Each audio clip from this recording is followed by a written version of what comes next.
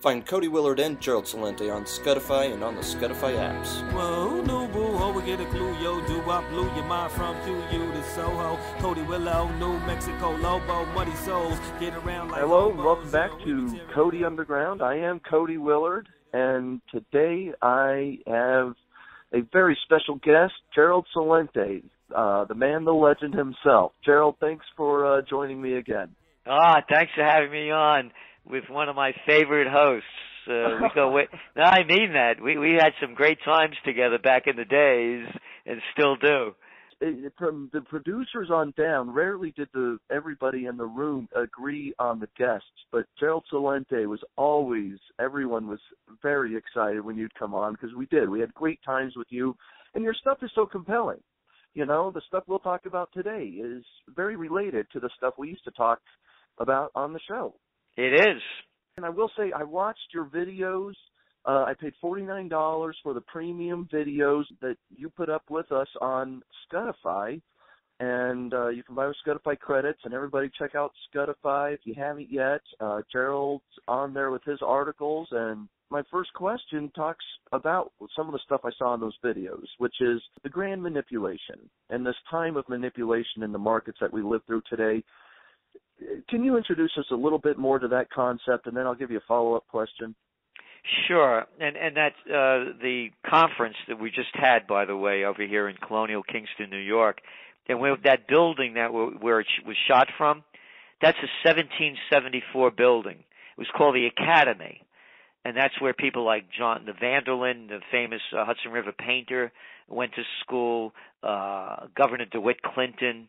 You know, so it's a really historic corner. It's the most historic corner in the United States, the only place where there were pre-Revolutionary War stone buildings on each corner. So that's where that was shot from, and we restored the building from it, you know, really bringing it back to life. And we have 3 of the 4 corners. So we had our conference where we launched, and it's a 5.5-hour, as you know, conference where we launched the top trends of 2015. And the top one is grand manipulation. And by the way, that's being written by Dr. Paul Craig Roberts. We came up with the trend, talked to him about it, and he's totally on board with it. The game is rigged, and we point out how it's rigged. And I'm sure that everyone that listens to you and follows you knows how it's rigged. We're not making it up when we say the Forex, the currency exchange, is rigged. We know it's a fact. They caught the people and they gave them little fines. And what are they talking about? Only rigging, what, 5.3 trillion a day? It's all right. Let it go by. But don't get caught speeding. Make sure your signal light's on. You know, don't make any mistakes, because then they'll really get you. But rig a $5.3 trillion market. You know what we'll do? We'll call it a misdeed. Huh? How's that? And then you look at the LIBOR market. What's that? Well, that's only the interest rates that we're all paying. Oh, they're rigging that one too? Yeah, they rigged that one too. How much? Well, the best number they could come up with was around 700 trillion. It's rigged. You look at the gold markets. Rigged? Dr. Paul Craig Roberts spells it out in detail. Hey, why is physical demand for gold going up and silver when it's going down on the commodities markets? Couldn't be because they're dumping tons of short selling at a time when nobody's buying in wee hours of the morning. No, that has nothing to do with it. Well, and they're using paper, too. I mean, this is paper promises and ETF paper promises and certificates of gold and silver that very unlikely the gold and silver that those are promised, that those certificates are supposedly representing are no longer there in the quantity that those certificates represent. Of course not. This is just made up stuff. So why? This is a growing trend, the manipulation of the markets. And how is that possible? Everybody talks about that, well, when a crisis comes, maybe we can finally fix things. Here we are 6 years after that 2008 crisis, and nothing has been fixed, and probably it's more manipulated, and the scale of these manipulations are bigger than ever. Because that goes into one of our other trends, bankism. It's not capitalism. Let's grow up about this. the banks are in control. Don't believe me? How about 4 words that killed it? Too big to fail. Oh, those too big to fails, where they get 40% bigger? And who's the guy that helped deregulate the Glass-Steagall Act that allowed the banks to become casinos that gamble? They call it investment banks. Call it a gambling. No, we got to be proper. Who's the guy that did it? Robert Rubin. Where was he from? Oh, wasn't he the CEO of Goldman Sachs? And after they deregulated it, didn't he get a job with Citigroup that just used to be Citibank, but it was merged to become with Smith Barney and Travelers? Didn't he make like $150 million after leaving government? Yeah, but he's brilliant. I think he went to Harvard or Yale or Princeton. He's brilliant. How about a payoff? Why, how dare you? No, he's Robert Rubin. And who's the other guy that gave us too big to fail under Bush? Wasn't it Henry Paulson? Wasn't he with Goldman Sachs too? Why, Gerald Celente, are you saying that just because they came from the Goldman Sachs gang and then under the guy that, what is he now playing? Frankenstein movies, Paulson, I think that's his latest job. What is you mean just because he bailed out AIG and Goldman Sachs had a $13 billion bad bet with them and came up with the words too big to fail under the great lie when he hit the news, when he said we were going to do this, that it was going to save the average person in the real estate market that got shafted? Or maybe through Dick Cheney, they got anally fed. Yeah, that's the way they torture them in the banks. So, but Gerald, why does it go on? At what point? Why does it go on? Because at what point do people get some control back and the because swings back? It goes on because it's not that the banks have influence. The banks are the government. Can't people get that in their head? I'm just here. Cody. Let's go to Europe. Who's the guy running? Who's the president of the European Central Bank? Draghi. Where was he? Who was he with? Deutsch, I believe. No, he was a general. He was running the European division of Goldman Sachs. Oh, shit. Who's the guy running? Who's running the Bank of England? Carney. Where was Carney? Goldman Sachs. How much more? I'm not making this stuff up. It's the banks are in control of the government. You know what they like to call this stuff? They call it campaign contributions. Could any adult call it bribes and payoffs? Let's call a duck a duck. If it, the old saying, if it quacks and swims like one. So you used something a minute ago. The banks are the government, and the classic example of that is when you see these banks get all those bailouts and continued wild, trillion-dollar subsidies going on right now with 0% interest rates, and the Federal Reserve buying, and the central banks around the world buying these probably worthless real estate assets and securities from the banks in the form of quantitative easing and whatnot. And then we give them those fines, and they'll be record fines of $20 or $30 billion, but wasn't it our own money anyway? We just bailed those banks out. So it gets to be this Peter pays Paul kind of thing. Yes, and not only that, they'll use the fines as their tax write-offs. Right, exactly. So they get the 40% off the fine anyway, top off. And then look what happened with the new budget that was just passed. What they have in there now the derivatives are like, they're like deposit insurance. So they made bad bets. We got to pay off their bad bets. I mean, it's tails you win, heads I lose, classic mentality. So you also you used the term capitalist a moment ago, and the lack thereof perhaps in our country, the lack of capitalism. And if you look at the spectrum, say, at communism to socialism to capitalism to outright anarchism, where are we in the U.S. today? Are we anywhere somewhere in the capitalist realm over there? No, it's fascism. It's called a merger of state and corporate powers. That's by definition, according to Mussolini, who knew a thing or two about it. And is that then a form of socialism? No, it's fascism. It's fascism in the sense that socialism is they give you back. Here they give you back, they pretend to give you back. But this is where it's slavelandia. It's a multinational takeover. That's another one of our trends, takeover. Look at this Trans-Pacific Partnership. How's that for a whitewashed word? There's enough trade deals already. This isn't about a trade deal or the one with the Transatlantic Partnership. These aren't trade deals. What they're doing is they're making laws where the multinationals make the laws, and they're sovereign to sovereign states. They overrule countries.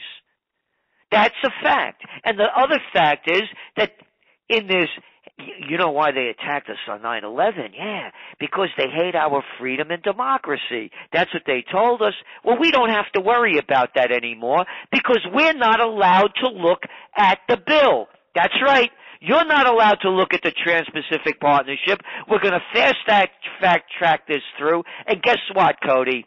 Congress isn't allowed to look at it either. But I'll tell you who's allowed to look at it. About 500 people. And the attorneys who write it for the corporations. You know it. Global corporations. You got it. You know, this speaks to not only are the laws being written and put in place that benefit those giant trans-global corporations, the tax code itself is so swayed where, like we're talking about, the banks get trillion-dollar subsidies every year, and maybe they pay some taxes, but they get much more back from the government than they'll ever pay in taxes over the last 5 years and probably over the next 5 years. How bad does this disconnect between the wealthy and the poor have to get, and the extreme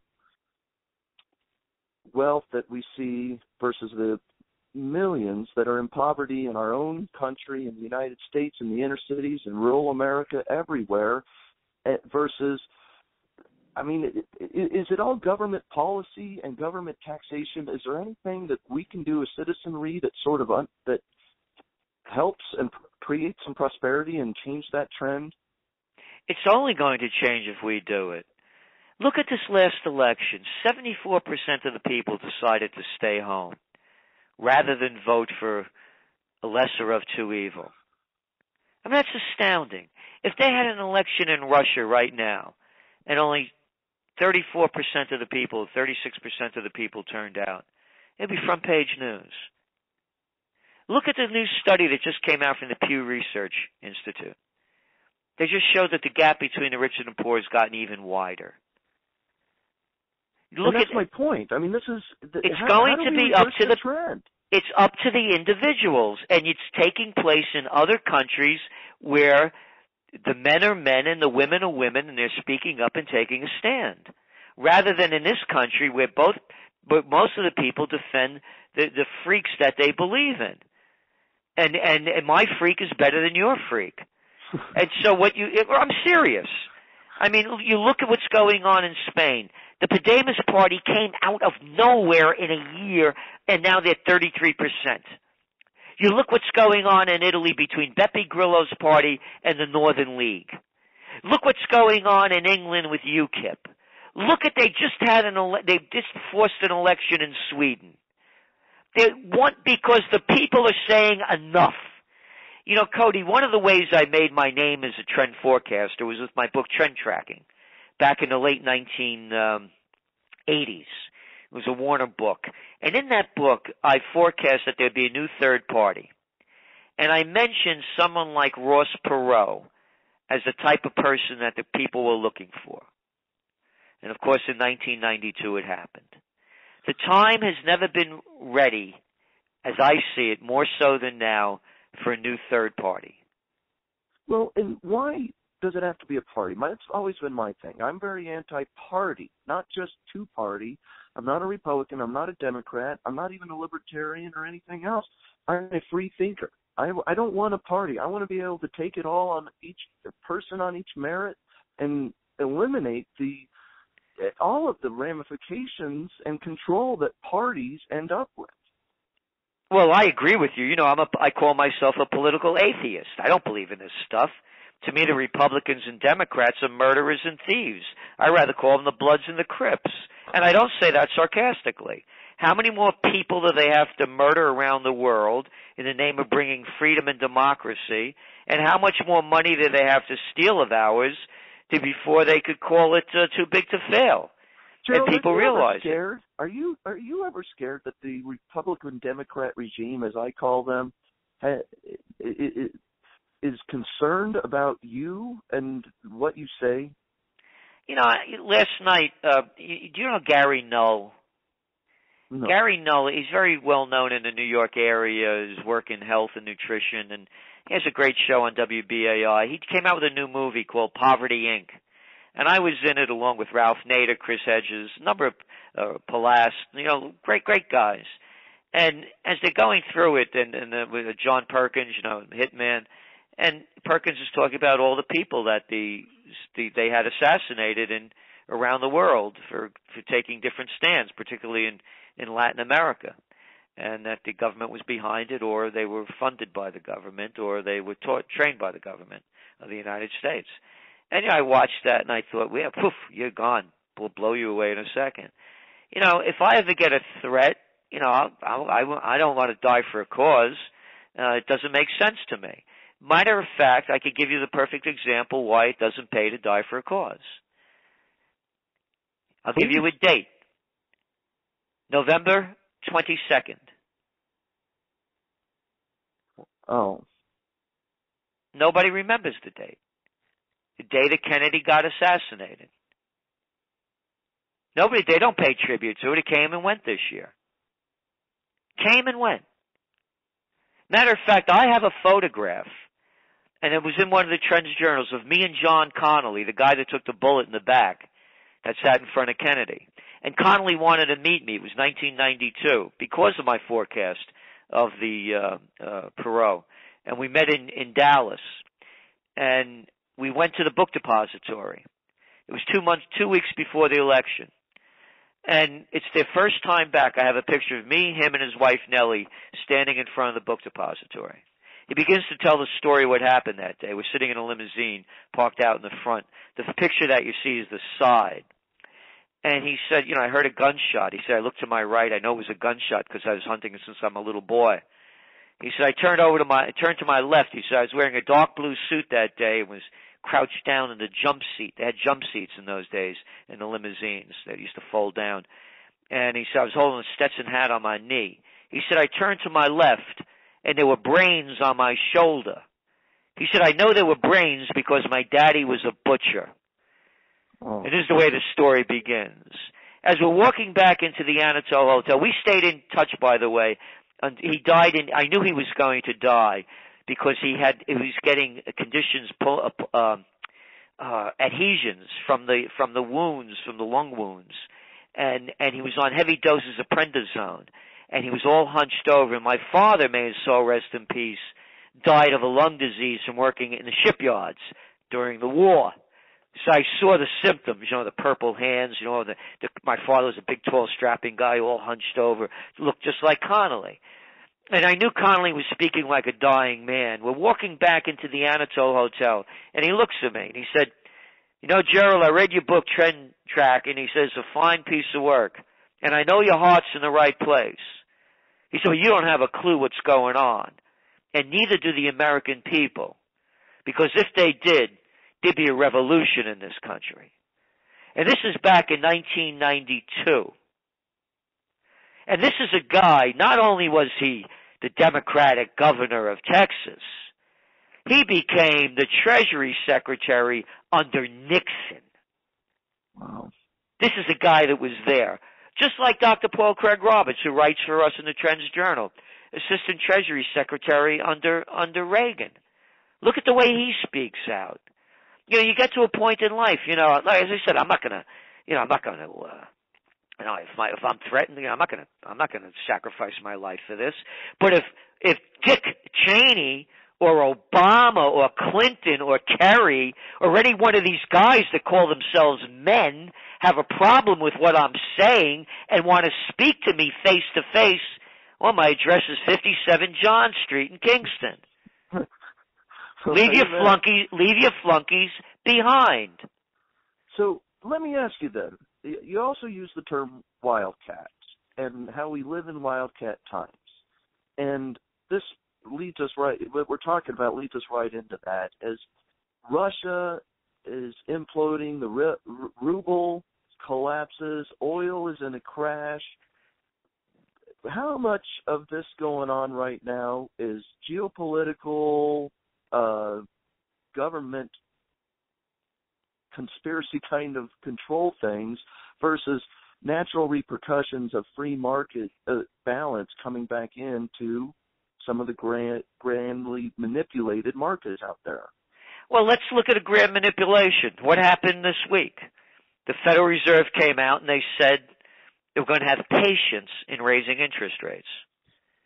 When was the last time they raised interest rates? 2006.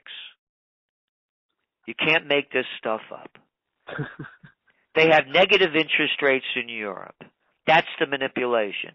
When you go to the oil prices, and again, I believe the gold prices and the markets are rigged. You even had that guy Jim Cramer, and we did a whole piece on it. We got him. He was caught on audio saying, in his book, that the markets are rigged. It's an inside game. And Dr. Paul Craig Roberts makes it very clear, with the Fed plunge protection team and on the floor of the stock exchange. They're playing the game. Oil. And then we go into the wildcat. All right, all of a sudden oil goes boom. It goes up 2%, and then all of a sudden, bam, now it's back down. You have Brent under 60 and West Texas 54. So is it being manipulated to hurt Russia, is what I keep hearing. To me, no. To me, it's more supply than demand, because it's not only oil, it's copper. You could buy a ton of reinforcement rod, rebar, in China cheaper than a ton of cabbage. You have a housing bust in China. Look what's going on in Angola. Look what's going on in Brazil and Chile. Look at the pounding that the loonie up in Canada is taking because of oil prices, because of Australia, because of all the iron ore and other minerals that they export. If America and Europeans aren't buying stuff, China's not making it. Or Indonesia, Vietnam, or Bangladesh, or any of these other third world wage-paying nations. If they're not making it, then all the natural resource-rich countries aren't exporting it. And to me, that's what's going on. And here, I could put it into fact. 85 people own more dough than $3.5 billion. So you don't have enough money in the hands of enough people to buy up not only the natural resources, but the finished product. And that's why you also saw a bust on Black Friday. The Retail Federation said it was going to go up 4.1, down 11.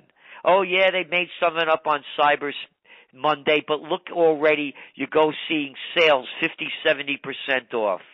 There's more product that can be consumed. It's a supply and demand issue. And then you bring it back to Wildcat.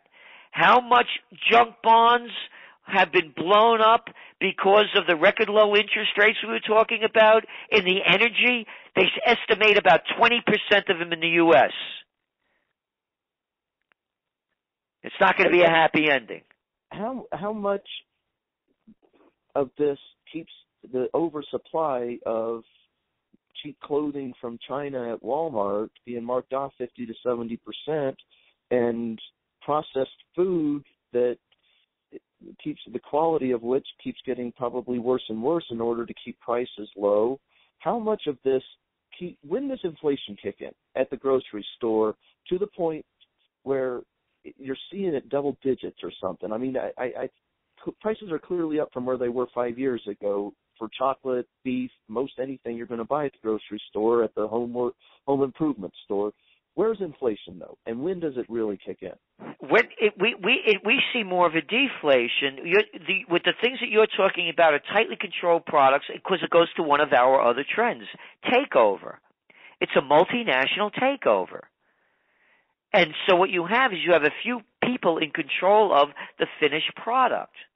And they can, particularly in food, they do a lot to drive prices up and down. Because if you're in the restaurant business, for example, everyone I talk to, the food prices are killing them. But in the meantime, commodity prices are going way down. So it's because it's controlled in the hands of a few. You see, and where is the Department of Justice was supposed to protect consumers and the general public from these oligopolies, and we've now got oligopolies in DRAM memory, in chickens, in beef, in Monsanto, in crops. How does this end? Is there just going to be a monopoly on each? Only if we, the people, remain silent and don't do anything. Because when they had the last round of robber barons, you had people like Theodore Roosevelt and others that put into place laws such as Glass-Steagall Act.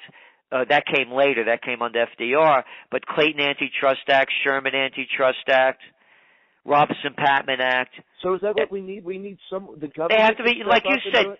Like you said, you're not a libertarian. You're not a Democrat. You're not a Republican.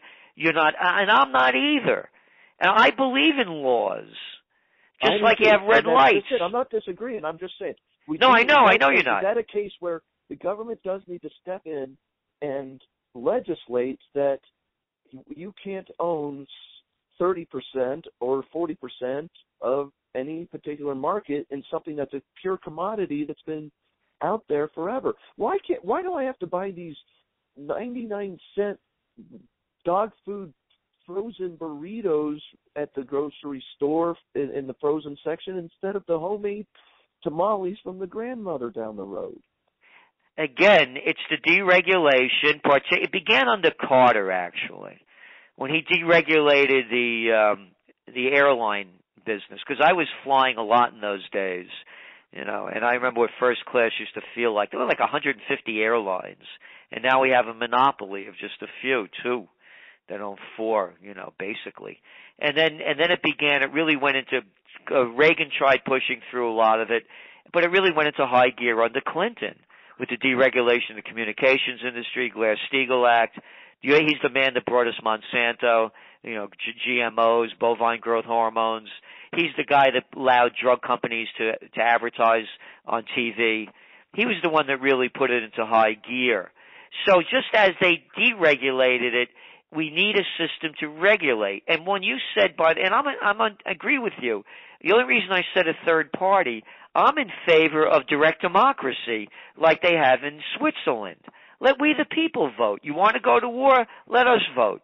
You want to deregulate? You want to regulate the banks or deregulate them or bail them out? Let us vote. What do we got, a gang of 535? That's how many senators and congressmen there are telling us how to tie our shoes. So, where is the happy ending? I'll tell you what we're trying to do. On May 2nd of 2015, from the most historic four corners in the United States, the mayor's given us permission to close down the streets. He says, Mayor Gallo, that we should be building communities, not nations. We're launching Occupy Peace. The website's occupypeace.us. We're open to any suggestions, any ideas.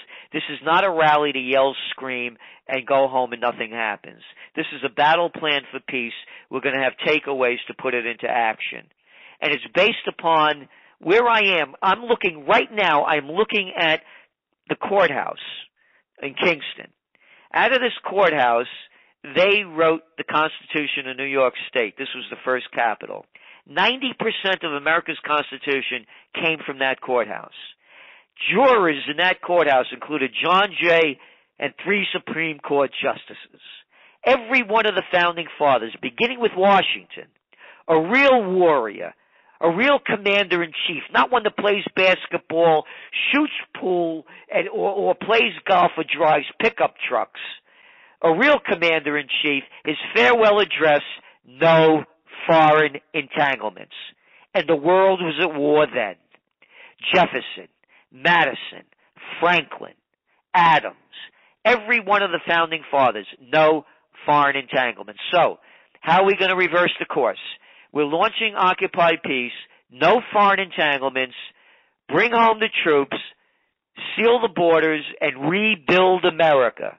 Do you know that this budget that Obama just pushed through, 80% of the dough goes to defense and defense-related expenditures, including the cyber world to watch us.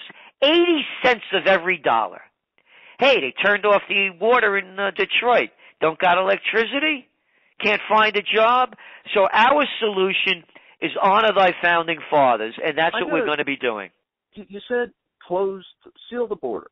And where do you draw the line between, even back then, immigration and allowing people to come here and become citizens easily versus, as we have it now, a second and third class citizenship kind of hybrid, you're a citizen but you're not thing, versus sealing it off completely? If you're not in here, you can't come in. What's your take on all of that? Well, here's my take on it. Again, and you know my motto, and you know me well enough. I don't tell people what to believe. Just like you said, you don't belong to any political religion, and I don't either. You know, the motto of the TrendsResearchInstitute is think for yourself. You know, my blood is Italian, but my heart is American. And when the Great Depression broke out, everybody's gone, man. They sealed the borders. It was very hard to come into this country even after World War II. They had very strict limitations until the country regained its strength from the Depression. Right now we have, 317 million people. We have 46 million people on food stamps. 20% of the millennials are living in poverty. The gap between the rich and the poor is the widest of any time in modern history. So for me, it's let's get our country back working again. Let's rebuild what we have. When I say bring home the troops, put them into a work progress administration program that mirrors FDR's, but the troops are rebuilding the infrastructure rather than going into foreign countries. And then open the borders after we've stabilized. It's like having a family of 8 and not being able to take care of them and then having a family of 16. That's the way I look at it. I just always go back to I like as much freedom as possible, whatever that might be. This is a very complex topic. I got one last question for you, Gerald. Do you own or invest in any individual stocks, like a technology thing that you thought was a brilliant idea? Where is there a place in that for your portfolio with the viewpoints you have on the world? You know, to be 100% honest with you, I've never had the acumen to figure that out well. So I stayed away from it. And the only things I've ever invested in my life of any consequence was gold and real estate. And your own career. Oh, well, that goes without saying, But, yeah, I mean, we put everything back into the business that we can to keep building it. But, no, I just don't have the knowledge. And I spend so much of my time studying what's going on. I really don't have the knowledge to go into the market. So, again, there's a lot of wisdom in that you stick to what you know, and you're not going to get burned in the way that so many, as I know you know millions of investors like I do, that end up selling at the bottoms out of their 401ks and their mutual funds when the stocks have dropped 60% in 2008, and then they start getting back in here today. And that's it's much better to keep your cash and put it in real estate and your own career and gold, if nothing else, than to just flounder around with the markets. And the other point is when I talk about real estate, I'm not a speculator. I buy what I love. And like I bought, as I said, I bought a 1774 building, a 1750s, and a 1763. And the other real estate I have is close by. But I buy it because of the passion of what it represents and who I am and how much love I have for this country. So I want to restore them and pass them on. I'm only a steward, so I just want to fix them up and pass them on for generations so that they remain. And of course, I'm not buying them to lose money on them, but if I could just break even and they, cover everything, the expenses, and they keep doing well, that's good enough for me. And with that, I think we got a great close. I can't thank you enough, Gerald. We've run quite a while here and just sort of free reign, but as always, it's fascinating and I learned so much, and I invite all of the people listening to come by your videos. There's, like you said, 5 hours worth of videos that I've watched on Scudify from Gerald talking at the most recent TrendsJournal conference, and it's fascinating stuff. I mean, if you really want to have an alternative take on what you should be focused on with today's trends out there, this is the man, this is the place. Go to Scudify to watch it and learn more. And, of course, you can get Gerald Celente at TrendsJournal and all over the world on TV shows and elsewhere. Anything else I should let you throw in there? No, thank you very much, and I love to see you again next time you're in New York. To you and everyone else. And all the best to you and everyone else. Thank you so much. Have a happy New Year. Honor and thrill. Thank you so much. Mine It's as well. Thank you so much, Cody. Mine as well. Thank you so much, Cody. Bye-bye now. Okay, thanks. Bye. That's Cody Underground. I am Cody Willard, and that was Gerald Celente joining me today. You can find Cody Willard and Gerald Celente on Scudify, on the Scudify apps that you can download for iPhone, iPad, for Android and tablet, and on the Scudify.com site. Thanks for tuning in.